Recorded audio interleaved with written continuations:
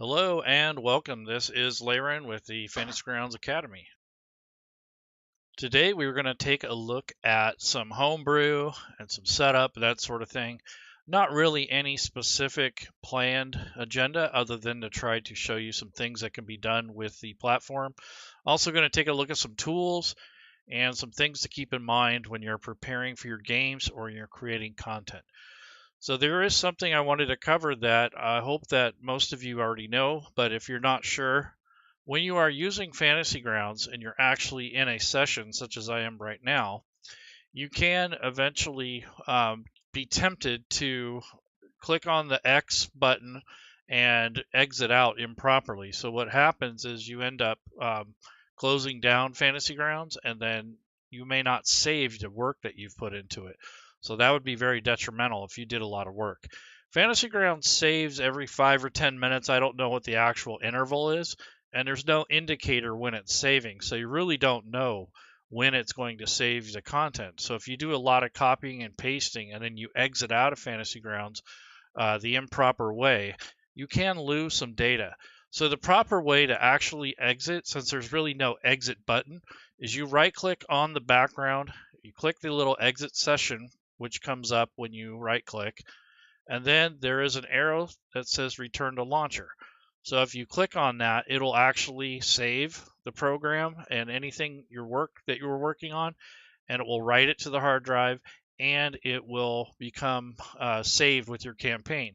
If you just X out, it may not give Fantasy Grounds enough time to save the work that you just did. So like I said, it saves every so often, but you don't know when that's going to happen. So save yourself some headache. If you're doing a lot of editing or work in Fantasy Grounds, you will notice that if you exit out, sometimes you'll lose data or you can even corrupt your session. So as you can see down here on the bottom left, it's asking me to update. Updating Fantasy Grounds is important, but it's not something you have to do right away. I would, if I was a player, I'd ask the DM if he's on the latest update before I updated Fantasy Grounds. Or if you're the GM, you want to communicate with your players before you do that. So when people join the campaign, you guys are all on the same version. You're not going to have as many issues. So I'm going to go ahead and hit the update button and see what happens. So it'll take me to the updater. It'll scan through whatever you own on the store and whatever you have on your hard drive in the vault, because that's where all these are stored.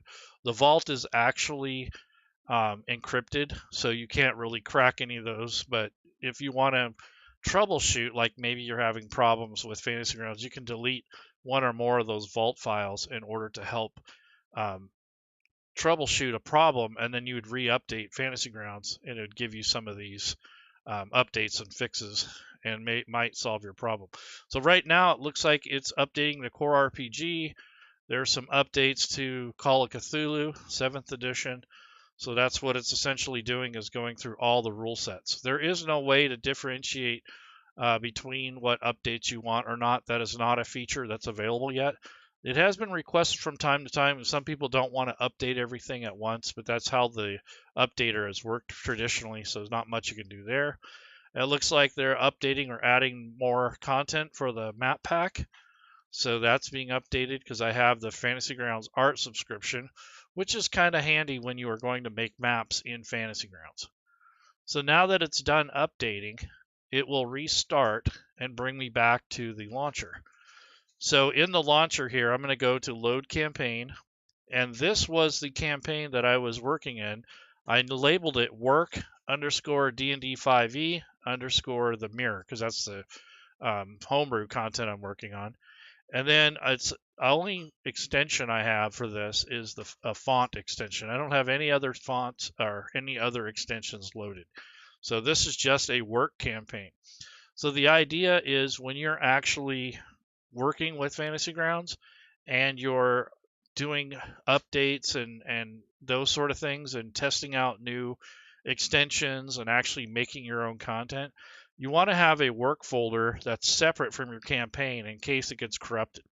If you need all the work from your campaign, you can actually make a copy of it and work on the copy version of it, and then later on you can swap it out for the last version that you have. So you can keep doing that occasionally. so that when you make major updates or you do a lot of work on your campaign, you can preserve those without corrupting or damaging the original campaign.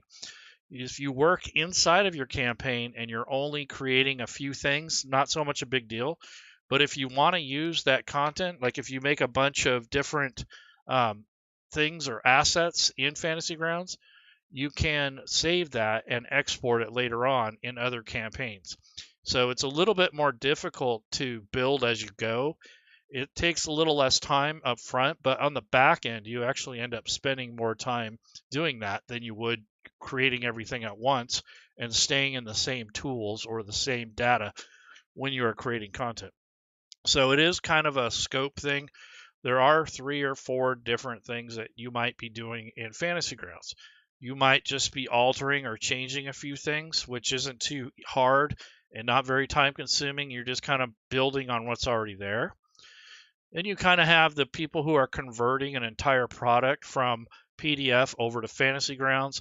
That's generally not too bad. That's depends on what you're doing.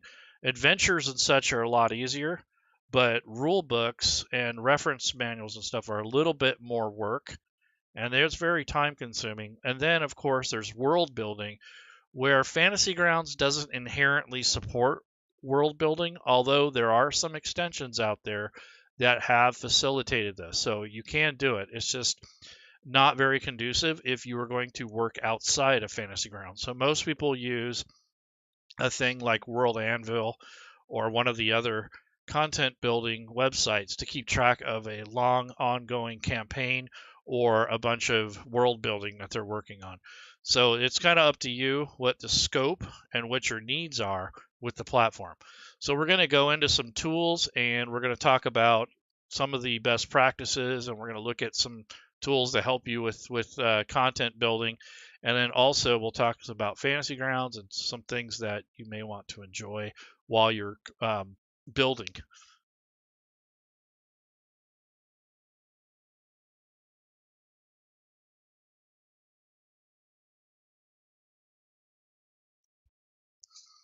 Okay, so tools. We're going to look at some tools.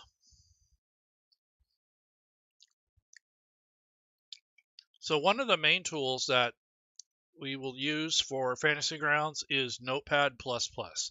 So this is a true text editor. There are other ones. There's one that's more set up for a Mac. It's called Sublime. Using programs like Word or Adobe are okay, except for they'll add extra spaces in between. So when you copy and paste from there into Fantasy Grounds, you'll get all these extra spaces. So with a program like this, you can actually remove spaces. You can do a find and replace.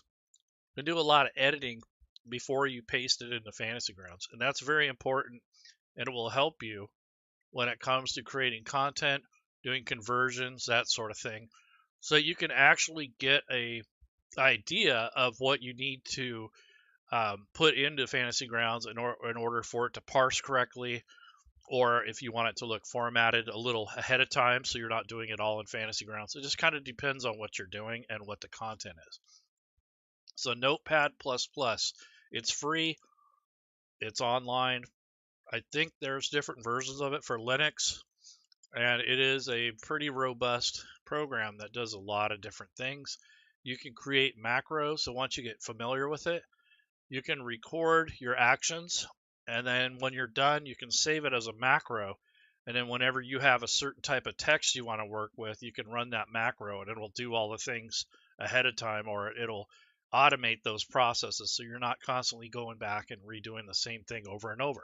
Like you can run a macro that would essentially take out all the double spaces if you wanted. So one of the tools that you'll use in Fantasy Grounds potentially is a text editor. So this is a good thing to get used to using in the Fantasy Grounds work that you're going to be doing. So I use it for all kinds of things, for social media posts, for building stuff inside of Fantasy Grounds, and also for some personal things. So it really helps when you have a robust text editor outside of Fantasy Grounds, even though Fantasy Grounds can handle most of the things.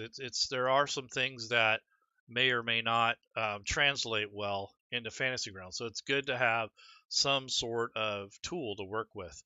So that's one tool that I recommend if you don't already have a text editor. So this is not like Word or something like that. This is more of a true text editor. This is kind of what people would use when they're writing code and that sort of thing. This also has a lot of functionality. It also has the ability to strip out certain formatting. It's a little bit more robust than Word. So the next tool that I could recommend is if you're going to be building encounters, for example, if you're using the D&D rule set, you can use a program called, or a website app called the Kobold Fight Club. This will allow you to build encounters, and it'll help you scale them.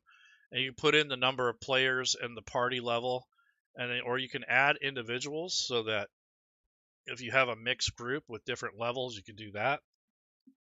And then it puts in a budget, and then when you build your encounters, it will measure it out, and at the bottom you'll get a summary if it's difficult, what's the total XP for player, and the adjusted XP for player. So it's really a helpful tool when you're building encounters. So Fantasy Grounds doesn't really have a tool like this built into it.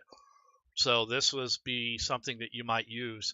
And I'm sure there are others for Pathfinder and some of the other rule sets. There might be encounter builders for that, but I can't guarantee that for every rule set, but at least the D&D one has one, and I'm pretty sure Paizo has some of this type of stuff too. So this again is the Kobold Fight Club. If you've never used it, it's very handy for creating encounters and such. So there are a lot of other websites like this. There's one called DonJohn, which is another thing that I discovered long ago when I first started my trip using Fantasy Grounds and getting back into role-playing games. So this has a lot of different utilities. You can make a calendar. There's a world generator. There's all kinds of helpful tools. I'll put this in dark mode. And then you can make a random dungeon generator, which essentially what you do is you give it a name, you give it a dungeon level. So let's say a dungeon level of 3. Any details, we'll say basic, a motif, or kind of like what you want it themed around. We can go with an Underdark theme. And then you have all these different seed information. So the dungeon size I would recommend is small. Even though a medium one doesn't sound that big, it's pretty big in Fantasy Grounds. So you just want to be careful. And you can do a rectangle, a box, or you can have some weird shapes, or round, or cavernous. So let's go with cavernous. And then we'll actually up this to a medium, so that way it actually has more cavern. Well, I'll just go with small. I don't want it too big. Ephemeral or peripheral egress, we'll say yes. So that means you have a way out that's actually visible. And then you have all these other, depending on what you're going to put in there, but it depends on if it's a square or if it's a like hallways and such. Map style, we can change this black and white to a different theme.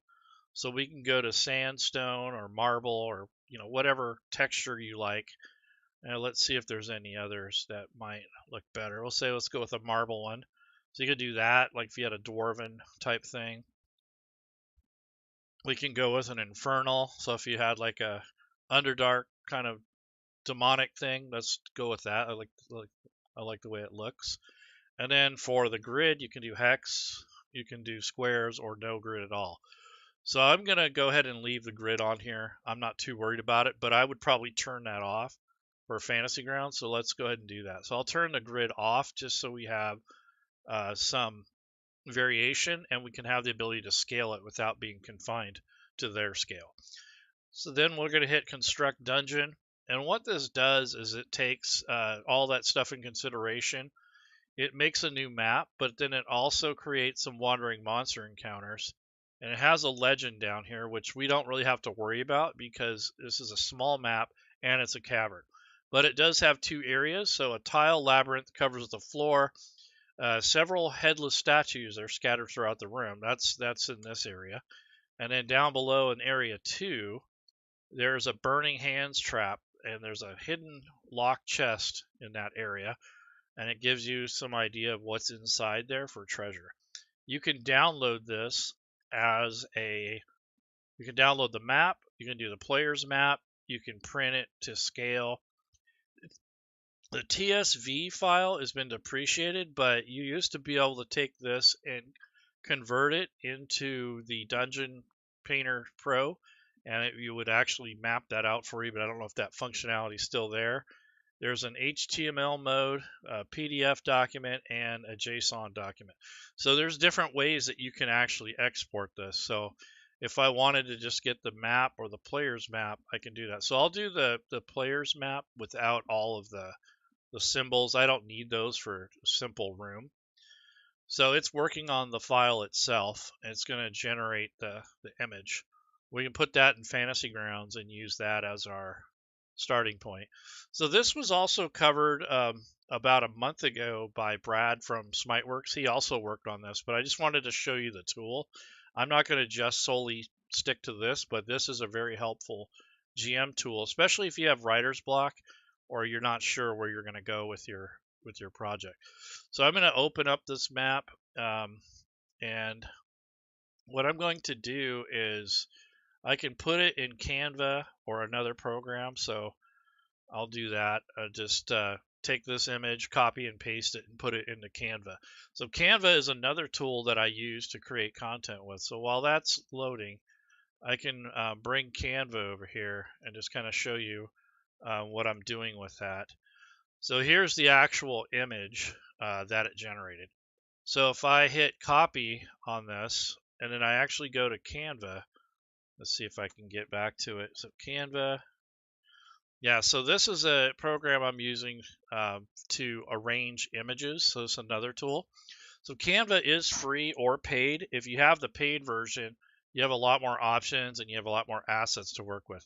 But I made all these images using the Midjourney AI, and then I kind of put everything together. So this is the Murder Hobo Cult. Well, it said club, but this is basically a group, like a cult, but they're basically they're not very friendly. But these guys are just something I had a concept of, and I was going to put it in Fantasy Grounds. So I was going to make these NPCs and then their followers and fanatics, and then kind of use this as a poster. So you can do kind of cool stuff like this. So let's just say that map that we have is going to be part of this project. So I can add another page here, and then I can actually label this as map. And then what we'll do is we'll call this the cult layer.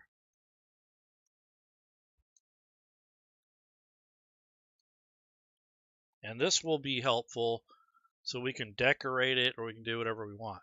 So there's the actual image. This size here is 1024 by 1024, so or 1080 by 1080. So this is not a too big of a file size. It's not too bad.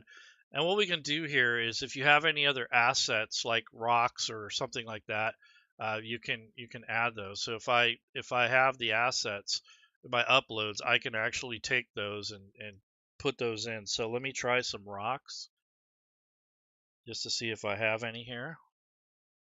Yeah, so I have some assets here that might work.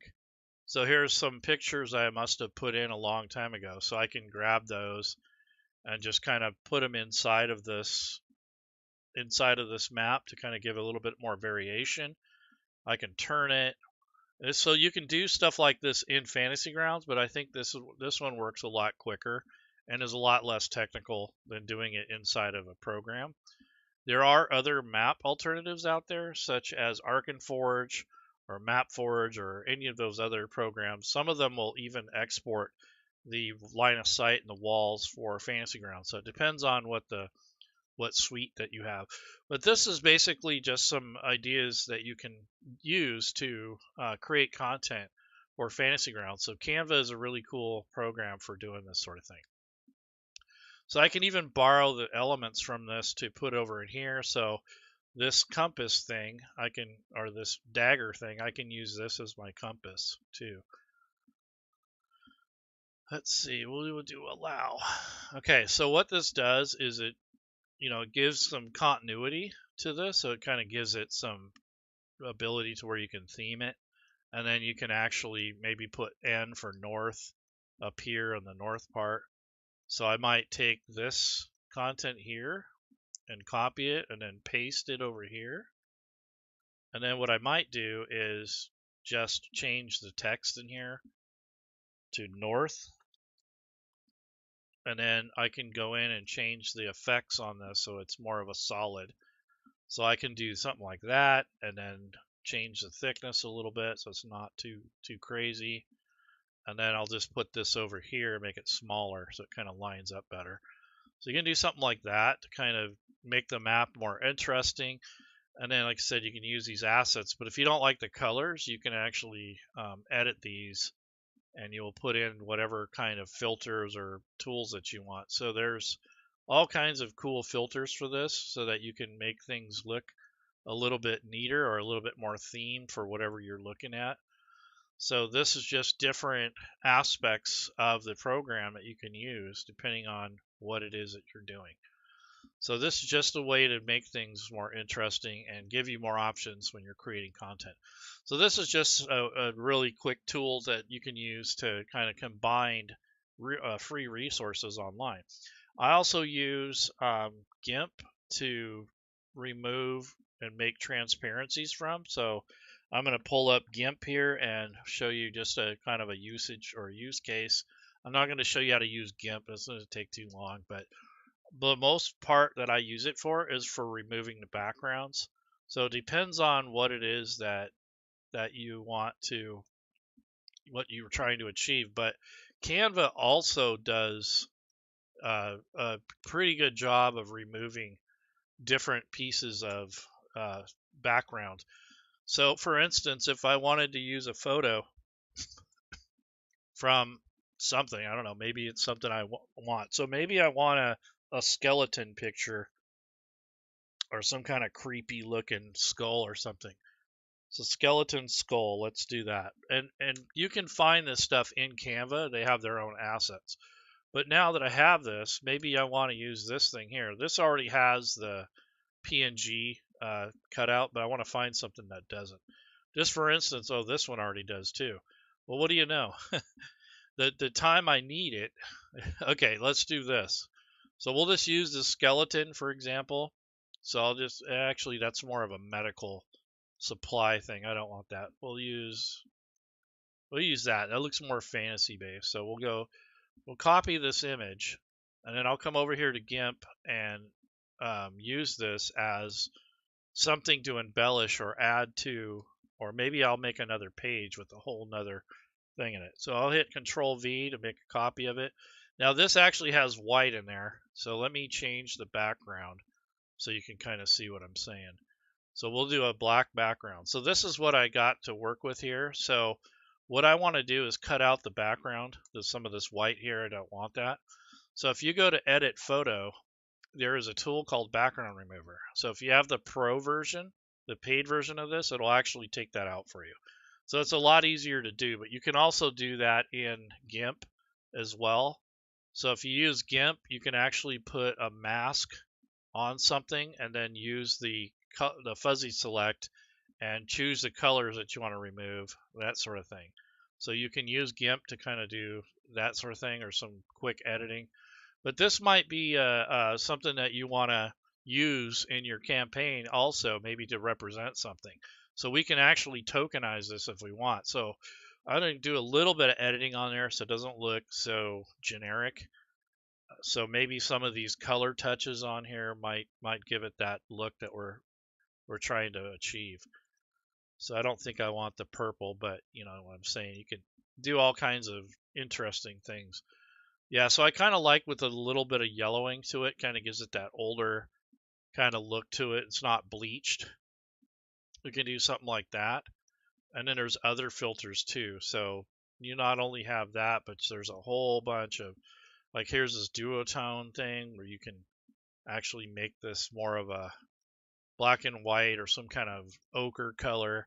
You can also kind of theme it for the map. So that map was kind of an orange and red. So what we can do is take the highlights and use the colors from the image and then kind of use that as a way to theme this. So it just depends on what your needs are. But once you download this, you can actually take it and put it in roll advantage token stamp, where you can make your own tokens. So that's a kind of a cool feature and it's free again. This is that roll advantage token stamp. So if you haven't used this, it's a good tool to help provide resources for you so you can build your own tokens. So I want to take the actual image from the from GIMP or from whatever that area that we were editing. So I'll go back to this and we'll use this as an example. So I'm actually going to make this a little bigger since we have the room. There's no point in just, and then right click and you can go to center and you can align it to center. And then I'm just going to print this page. Actually, I'll print all of them.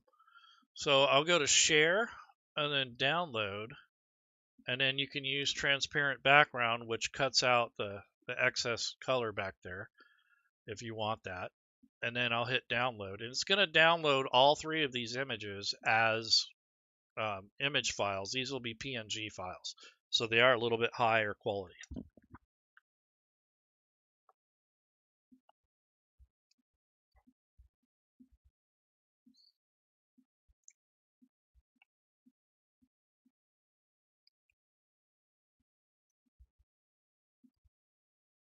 So I'll go back to Fantasy Grounds. So once you have content, you can import it into Fantasy Grounds. One of the things you want to be careful of is how large the file sizes are, that sort of thing.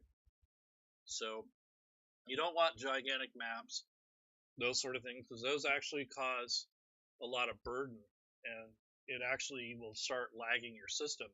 You have too much content or the content you have is too big. So that's like huge file sizes, super high definition photos, that sort of thing. So I want to go to my downloads folder. And I got to find the actual download that I just did. Okay, I just found it. So what I'll do is I'm going to right click and extract everything. This is on my computer, but why is it saying that? It's giving me an error. You can't do this. Well, why the hell not? Windows cannot complete. The destination path is not whatever. Okay. So, anyways,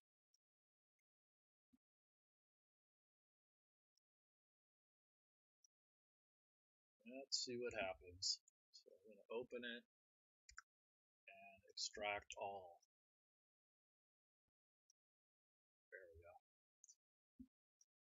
Okay, so done all that, and now I have a folder called MHC, which is basically the folder that I was designated for the actual content. So I'm going to come over here on the right hand side of Fantasy Grounds, and I'm going to go to the section where it says library and then go to assets, and this is where I'm going to put the content. So right now this content doesn't exist in here, and I do not have any campaign content yet. It won't say campaign, or the folder won't show up until I actually put the content in there. So I'm going to click on folder down here on the bottom of the assets window, and it's going to open up the back end of Fantasy Grounds. I'll bring this folder or this window over so you can see that. So here's the window, and then I'm going to hit Control V because I just copied that folder. Let me make this a little bigger. And then here are the assets that I downloaded. So I'm going to, we'll make these extra large. And then see, these are the images that I brought over. So I'm going to take over this, I'm going to take this map and this image and leave those. I might just take this, this is actually the layer without the extras, and this is the one that has the stuff that I added later. And then this right here is what I'm going to use for a token. So if I go to the roll advantage token stamp, I can create one kind of on the fly. So let's do that. So I'm going to go to the roll advantage token stamp thing, which I think I actually closed out of it. So let me change that. Go to roll advantage. Yep. Okay, so here's the token stamp tool. So what you do with this is you can take your image, whatever it is that you want to use. So in this case, I want to use the skull for like a marker. So what I'm going to do is take and drag and drop this into this area. So what you'll see is you get a preview over here on the top right. So you can drag these corners to kind of scale it. If it's not a PNG and it's a JPEG file, it can distort easier and it won't look as good or high quality, but nonetheless, there's that. And I can change the border. So if I come over here, I can actually make this as the border, or you can choose one of these other shapes, whatever you fancy. I think that one looks pretty good. But then I want to tint it, so I don't want it to be that color. So maybe I'll make it red, like a blood red color. And then the background color, since this is the transparency, I can actually change that and create it, to make it kind of contrast more. So maybe a light gray. There we go. Because if you make it too dark, it'll be hard to see. So once you've done that, you can hit download. These things default as 256 by 256, which is the dimensions, which isn't bad. So this is what the token looks like. So if you're going to do that in Fantasy Grounds, it's going to be an asset. You can put it in the image folder, but what that'll do is that sets that as apart as an asset for the map and not necessarily a token.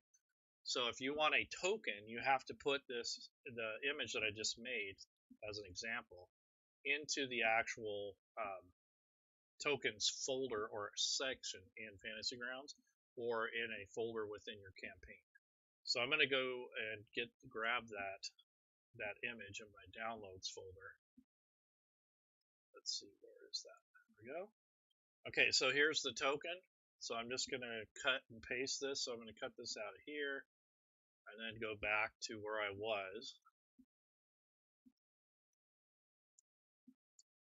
So if you paste it in here, this is going to be an asset for a map or something like that. So you won't really be able to use it as a token. But if you come back to this area here, this is actually the campaign folder. I'm going to make a folder since it's not already made. I'm going to make a folder and I'm going to call it tokens. And all this is going to do is give me a spot to put it, and it's going to be an individual folder that's exclusive to this campaign. So in other words, it'll be a little bit harder to access this token in other games.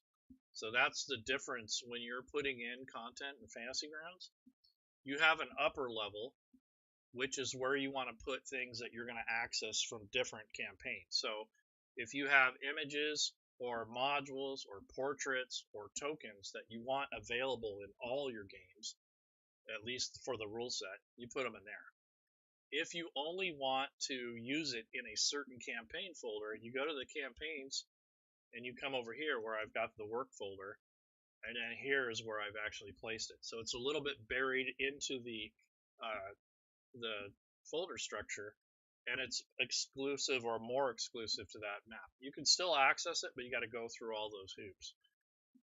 So now that I have it placed there, when I go back to Fantasy Grounds, you want to click on this refresh folder assets. Whenever you do that, it's going to update whatever you've added.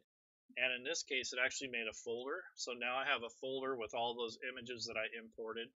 And then under tokens, I also have a campaign folder that has the token in it. So that's just a way that you can add your own content when you need to. So now that I've done that, I can actually come over to the images, which is going to be a part of this campaign.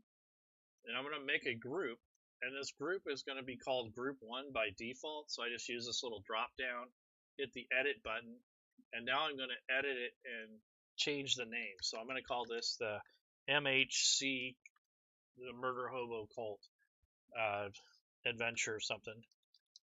So this, I don't have a working title, so that's what the title's going to be. And what this does is it creates a category or separation for the content. Now that I've done that, I can either import individual files or I can create from campaign assets. So what that's going to do it's going to pull everything from my campaign folder, not the token, but the images. It's going to pull all those into the record for the actual campaign. So even though I have these in the folder, they're not quite all the way added to Fantasy Grounds for use. So you want to do this at the end if you intend on doing a bunch of them.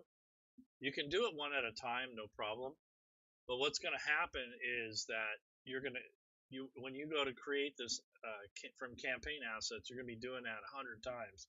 So it's better if you get most of this done first and then click the create, because that otherwise just do it one at a time, because it'll give you a warning that you already have duplicates and all kinds of stuff. So it just depends on what your needs are. So I'm going to go ahead and click on create from campaign assets, and it says, are you sure? And I'm going to say yep, and it's going to do it. So now I have all of those images inside of Fantasy Grounds in this campaign. They'll be accessible. So another note here is this cult layer isn't really labeled very well. So when you're making images, like I should have went through that folder and actually named these and actually make it better. So I can change it in here, but that doesn't change the file name, which is okay. You don't want to change the file names if you've already got them attached to things in Fantasy Grounds. A lot of people move folders around and they'll change the file name, and they don't realize that those file names are already linked to content in their adventure. So if you do that, you'll have a lot of broken links. So if you're going to rename them, do it in the beginning and do it at the lowest level before you link it and attach it to anything. So I'm going to put map in front of that, and then over here I'm just going to say map, and then I'll put this little identifier here. So what happens is when I share the image, it'll just say map. I'll just say underground map. But on the DM side, it also says cult layer. I don't want that to show up for the players. So now that I have this map, now if you're going to use this, the bare minimum for this is just to unlock it. And of course, I'm going to get it kind of set off to the side and centered. So I'm going to right click, go to view, and zoom to fill type thing so you can kind of see it. And then what I'm going to do now is turn on the grid and see where we're at in scale. So I'm going to go to, that's why I didn't opt to put the grid on it ahead of time, because I want to put my own on there. I don't want to have to fight with that. So I'm going to go ahead and click on grid and then turn it on just to see where we're at. So that's actually not bad. For 50 pixels per square, and for size, that's not too bad, but I want to go maybe 30 just to give it a little bit more breathing room. There we go. So 30 looks pretty good as far as size goes. It kind of gives you that dimension, but you can go any scale you want. And then I'm going to actually change the color of the grid because I don't like this gray color. So I'm going to go with this like yellow, I think, or maybe even a blue color just so we can see it more. Yeah, I kind of like that better than the gray color. And then you can play with the transparency. So I'll go ahead and take that and just adjust it as needed. So this transparency will make it to where it's just barely there if you want, and hit OK. Or if you want to use like colors from around the game, or maybe you want to use the red from this map, you can use this color dropper and hover over whatever feature you want. So maybe I want to use this gray color from the marbling. I can use that, or I can use this red from the lava. So maybe that will be my grid, and then turn down the transparency a little bit. And that's how you can kind of theme the map to look more like the surroundings instead of all having that much contrast. So this is just kind of a way that you can utilize this. So the next step would be to put in the actual masking or a map, or you can put occluders in. So in this case, if you don't want to deal with all that line of sight, you just want to use the map really quick for an encounter, you can just put a mask on it, and then when your players are playing, let's say you start them off down here, you can just unmask that area, just left click and drag, and then they'll move around in this area. So you can just keep doing that as they go through the dungeon. And you don't have to have all that fancy stuff if you don't want to. So that's just an alternative that you can use if you're in a quick situation. You don't have anything prepared. Just use that, and that'll get you where you need. So the bare minimum is just to have a grid on it, and then if you want to, you can throw line of sight on there. So I'll do a little bit of that. I'm not going to do a whole tutorial on how to do line of sight. We'll do that in other videos, but if I wanted to add line of sight, I can go to that tool, and what I'll do here is I will actually go to the terrain tool or the wall tool, and then just kind of click around inside of these. So one of the biggest mistakes that I made early on was to try to get right up to the edge of the wall and that sort of thing. It's totally unnecessary. And actually, caverns are the worst because they have the highest potential of having too many data points, which can also slow down your table. So if you've got like 50 million dots on here, that may not be good. So I'm going to go ahead and add the line of sight. I'm going to add the line tool, and I'm in the wall tool. And all I'm really going to be doing is kind of clicking around the periphery, and it doesn't have to be right exactly on every single little divot. You can actually go through and just kind of roughly come around the edges, because you want to have room when your players are moving on the map. If the area is too skinny, or you have like a small inlet or some kind of pocket area, and it's not 5 feet or wider, it's going to drive you nuts as people are going to get stuck in there. And that's one of the problems that some maps have, is that there are areas that are scaled to smaller than 5 feet in width. And when you got like 3 or 4 characters stacked up around there and you're trying to get through there, the tokens tend to get stuck in the walls and stuff. So that's a real pain in the butt. So you want to kind of back off. You don't need it right at the edge of the map unless it's a very important feature and you want to make sure it looks right. But generally, you don't need to have 50,000 dots. This already is getting to be a whole bunch here. So I'm going to come over here, and I'll just kind of cross this, even though it's not what it is, and I'll put a door there later. But essentially, this is all just going to be just a little bit of going around the edges, and you don't have to be perfect. I mean, this is a cavern with natural features, so you can capture some of that just by kind of clicking around randomly. And this is probably the worst case scenario when it comes to making maps in Fantasy Grounds, is the caverns, because they tend to be too big, and there's 50 million of these little data points. So now that I'm here, when I want to end the line, I'm going to double click